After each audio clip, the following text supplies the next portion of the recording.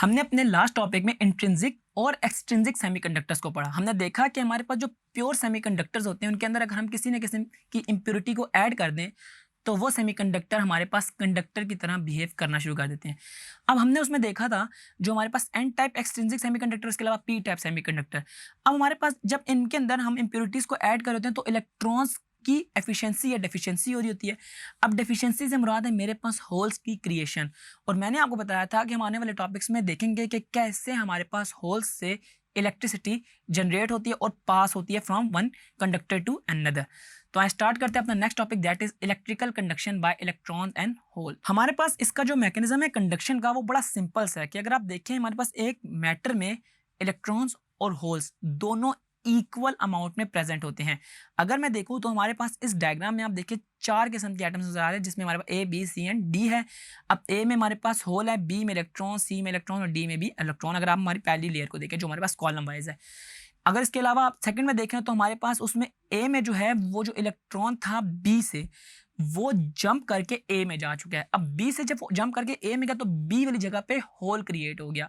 अब वो hole create हुआ तो अगर आप थर्ड कॉलम को देखें तो हमारे पास सी में से जो इलेक्ट्रॉन था वो जंप करके बी की तरफ चला गया, यानी कि अब सी में होल क्रिएट हो गया। और अगेन हमारे पास जो लास्ट कॉलम है उसमें आप देखें तो डी में हमारे पास जो होल है वो क्रिएट हुआ और डी का जो इलेक्ट्रॉन था वो सी वाली साइड पे चला गया। तो ये हमारे पास एक पूरा इसका मैकेनिज्म है जिसमें आप देखें कि हमारे पास कैसे इलेक्ट्रॉन्स मूव कर रहे होते हैं और वो अपनी जो छोड़ी हुई जगह होती है वहाँ पे होल क्रिएट कर देते हैं और हमारे पास उससे पिछले वाली जो लेयर होती है वहाँ से इलेक्ट्रॉन उस होल को ऑक्यूपाई कर लेता है। यानी कि ये सेम इलेक्ट्रॉन जिस तरह ट्रैवल करते हैं, इलेक्ट्रॉन और होल मिल के भी हमारे पास सेम वैसे ही ट्रैवल कर रहे होते हैं कि जो जगह इलेक्ट्रॉन निकलता है वो अपनी बैक एंड पे होल छोड़ देता है और उस होल को पीछे से आने वाला इलेक्ट्रॉन जो वो फिल करते हैं। यानी कि बताने का मकसद ये है कि होल बिल्कुल act as a positive charge कर रहे होते हैं और इलेक्ट्रॉन जो है वो हमारे पास नेगेटिव चार्ज की तरह बिहेव कर रहे होते हैं। आए अब हम देखते हैं कि कैसे ये एक लोड के अंदर करंट को पास करते हैं। देखें अगर आप इस डायग्राम को तो आप देखें कि हमारे पास एक बैटरी है जिसके 2 टर्मिनल्स हैं और हमने उसके साथ एक लोड कनेक्ट कर दिया।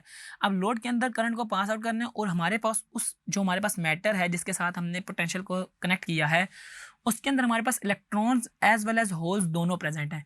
और आपको इसका कॉन्सेप्ट मुकम्मल तौर पे तब क्लियर होगा जब आप इस डायग्राम में देखें कि इलेक्ट्रॉन्स जो है वो हमारे पास पॉजिटिव प्लेट की तरफ मूव कर रहे हैं। इसका जो एरो हेड है वो हमारे पास पॉजिटिव साइड पे बना हुआ है, जबकि जो हमारे पास होल्स हैं वो नेगेटिव साइड की तरफ उनका एरो हेड है।